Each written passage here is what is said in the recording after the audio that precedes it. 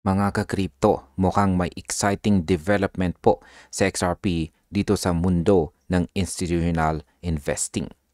Sa video na ito ay pag-uusapan po natin ang pinakabagong update sa Franklin Templeton XRP ETF.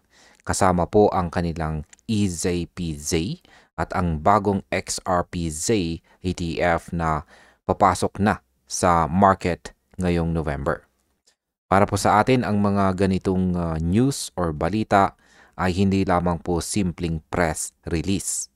Ito po ay may malaking epekto sa liquidity, market sentiment, at posibleng galaw ng presyo ni XRP sa hinaharap.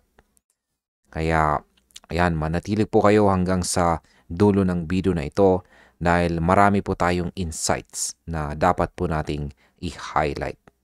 At ayan, simulan po natin sa ating unang katanungan kung ano po ba ang EZPZ ETF at bakit po ba ito mahalaga. Ang EZPZ ETF ay isa po itong crypto index ETP na idinisenyo para sa mga investors na naghahanap ng regulated exposure sa dalawang pinakamalalaking digital assets. At yan po ay si Bitcoin at saka si Ethereum. Ang layunin po ng fund ay simple pero malinaw. Yan po ay para sa tracking accuracy at saka consistent structure. Hindi po ito sumusunod sa active trading strategies. Sa halip, nakatuon po ito sa pagiging predictable at stable para sa mga investors na gustong i-minimize ang volatility risk. Para po sa atin, ito po ay isang malaking hakbang. Ibig sabihin, mayroon pong institutional product na nagfo-focus sa transparency at saka stability. At ito ay magandang senyales para sa market. Kapag may structured fund tulad po nito, mas nagiging credible ang crypto space sa mata ng mga traditional investors na kadalasan ay cautious po pagdating sa digital assets. Ang Franklin Templeton ay naglaan po sila ng space to grow sa EZPZ. Sa simpleng salita, may mga pagkakataon na maisama po sa XRP sa fund sa hinaharap kung maabot po nito ang required standards ng index. Para sa mga holders po ng XRP, ito po ay posibleng magbukas ng regulated channel para sa mas malaking institutional adoption. Ngayon ay ano naman po ang XRPZ ETF at paano po ito naiiba? Ayan. Ngayong papasok po ang XRPZ ETF sa market, ang Franklin Templeton ay nag-aambag po sa lumalaking kategorya ng XRP focus products. Dito makikita po natin ang regulated access kay XRP na dati ay medyo limitado lamang sa mga advanced traders. Ang Canary Capital at ang Rex Osprey ay mayroon na rin po silang mga XRP ETF. At ngayon, si Franklin ay nagbibigay po ng isa pang option para sa mga investors. Yan, dito, meron po tayong tweet rito mula kay Ginoong Zach Rector. At meron po siyang pinakita rito ng S-1 filing na excerpt. At ito po ay nagpakita na ang XRPZ ay nasa advanced stage ng launch process. Bagaman originally, planado itong i-launch nitong November 18. At nag-update po ang firm sa kanilang S-1 noong November 4 na nag-trigger po ng 20-day countdown bago po tuluyang mag-trade. Ibig sabihin, ang earliest trading date ay ngayon pong November 24. Para sa atin, ito po ay nangangahulugan na anticipation at excitement po sa market ay tumataas. Ang mga institutional investors ay nakatingin po sa parehong EZPZ at saka XRPZ dahil ang mga ETF na ito ay nag-aalok ng regulated, transparent at saka structured exposure kay XRP.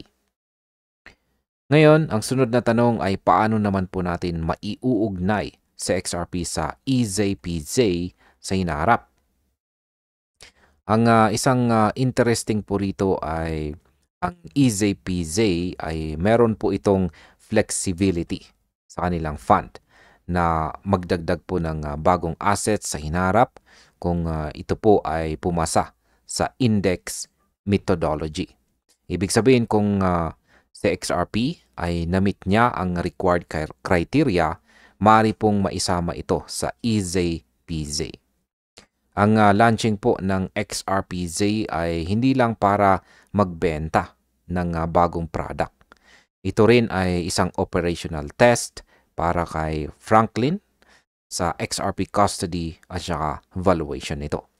Kapag nakuha po nila ang sapat na experience, mas madali po nilang mapapasok si XRP sa EZPZ kung kinakailangan.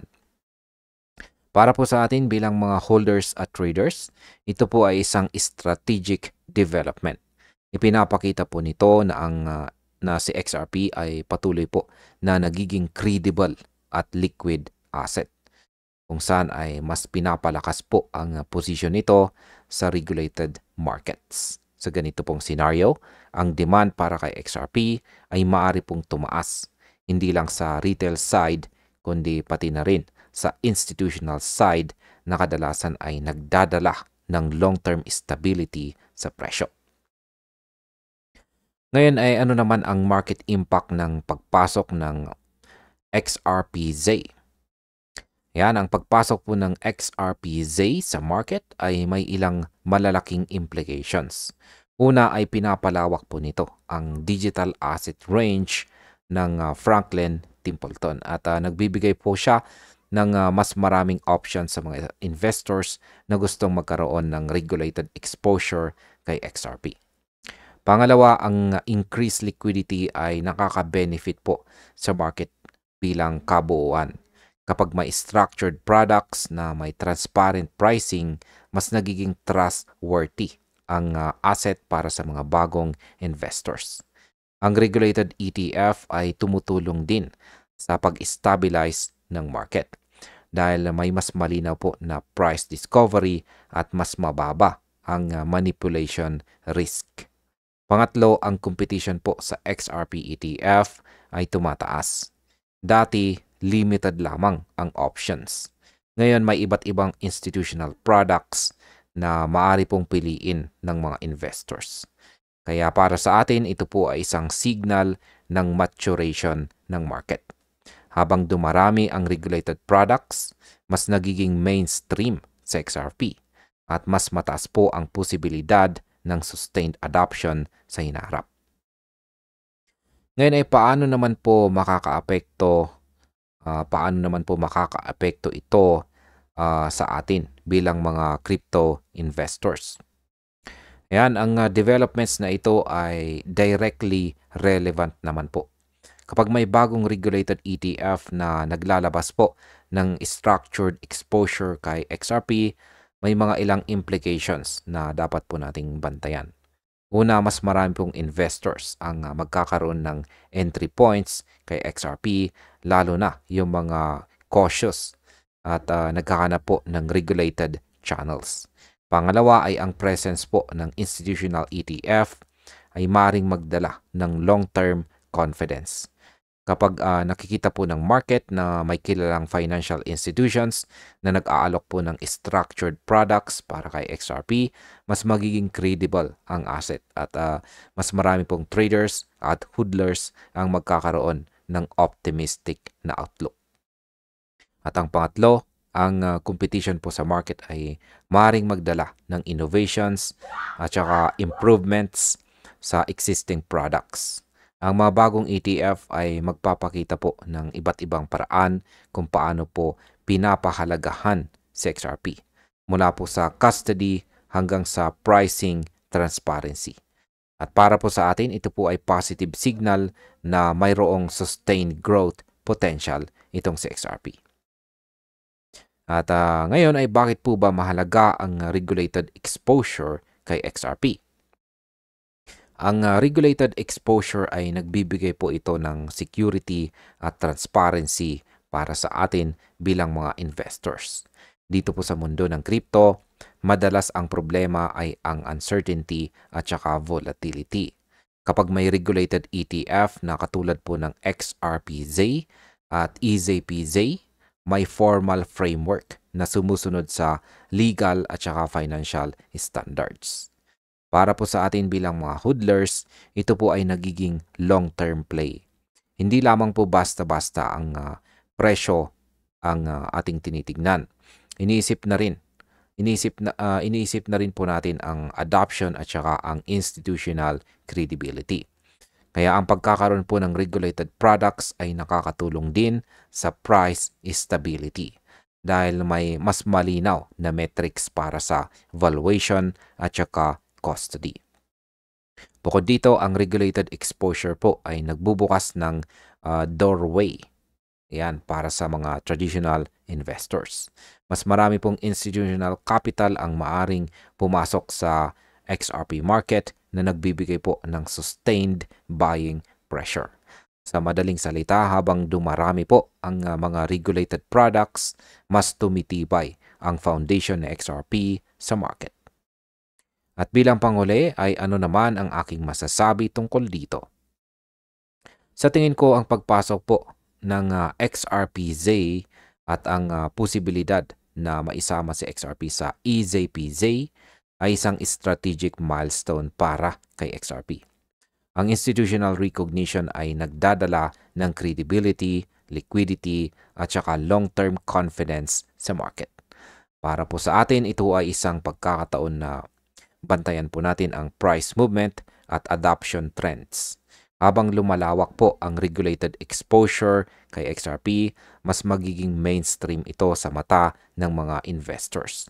Hindi lamang po sa retail, kundi pati na rin sa mga institutional players. Ang developments na ito ay nagpapakita po ng maturity at evolution ng crypto space. Habang dumarami po ang regulated products, mas nagiging structured at predictable ang market. Si XRP ay hindi na lamang speculative asset. Unti-unti itong nagiging isang institutionally recognized digital asset na may potensyal na magdala ng stable growth sa hinaharap. Kaya para po sa atin bilang mga holders, traders at crypto enthusiasts, ang takeaway po rito ay napakalinaw. Mag-observe, mag-analyze at maging handa. Sapagkat ang regulated ETF ay hindi lamang po opportunity, ito rin ay benchmark ng market health or ang kalusugan ng market. At ayan, hanggang dito na lamang po tayo sa video na ito mga crypto. Maraming salamat sa panonood.